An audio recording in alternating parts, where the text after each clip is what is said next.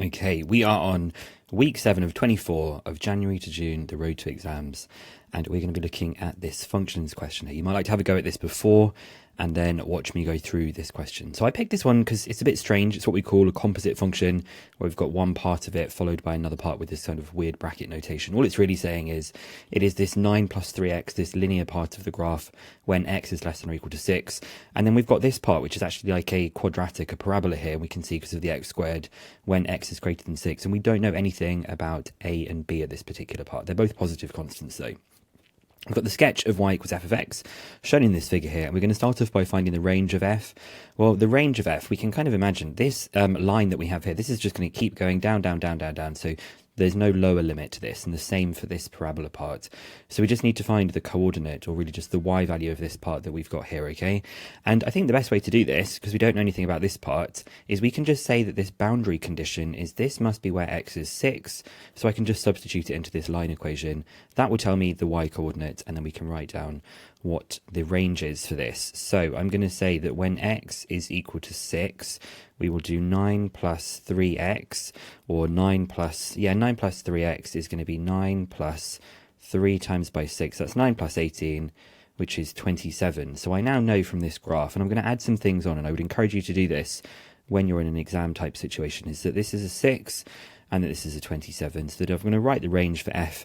This is probably the way I like to write this. I will just say that f of x is less than or equal to 27. And it can actually be equal to 27 because when x is equal to 6, it is equal to 27. And then it says, given that one of the solutions of the equation f of x equals 0 is 12, find the other solution and then find the value of a and the value of b. Okay, so one of the solutions that we have for f of x is 12 that we have over here.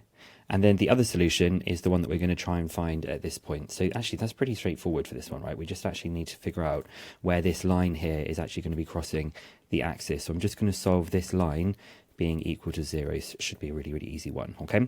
So for part B of the question, I'm just going to say that the 9 plus 3x is equal to 0. So the 3x is equal to the minus 9.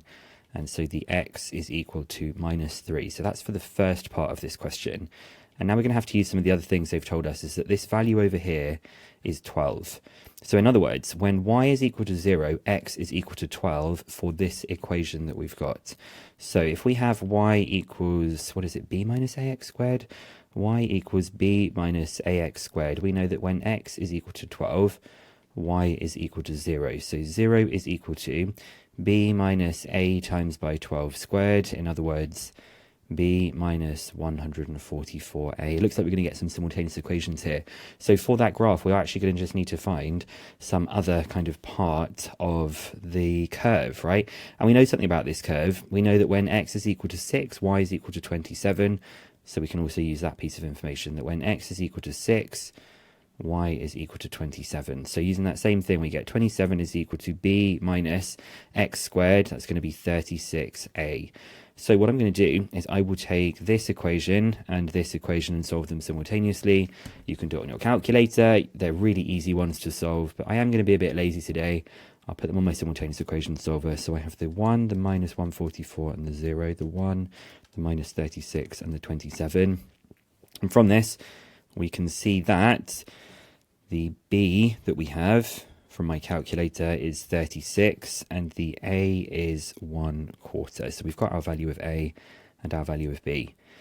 And then for part C, it says find the value of f of 0. So that means what we need to do here is we need to find the value of f of 0 and then put that into f, okay?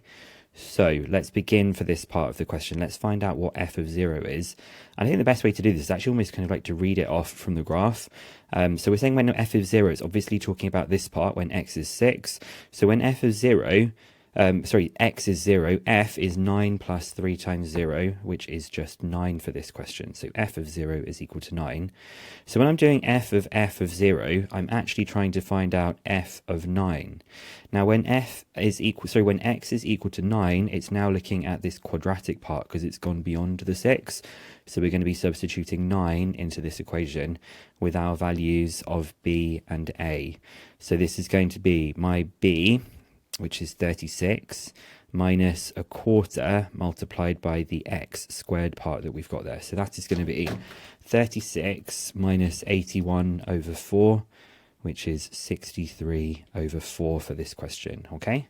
I think that's all the things here. I mean, like I've said, this is not a particularly crazy question, but I just thought it was interesting to put in some stuff with a composite function for this question. So we double check we got this right. We got the f of x is less than or equal to 27. You could have written it like this as well, or possibly like this, but definitely not this x is less than or equal to 27. We did get one of the other roots as minus 3. We got these correct values over here, and we also got this 63 over 4. Okay, so if you want to get yourself ready for next week's question, we're starting to get a little bit harder with these. We're in week 4, we will be next week, and this is a trig kind of question. I wonder if you'll be able to get yourself full marks in this, and I hope to see you in next week's video, and hopefully you'll get some good revision in. Thanks, guys.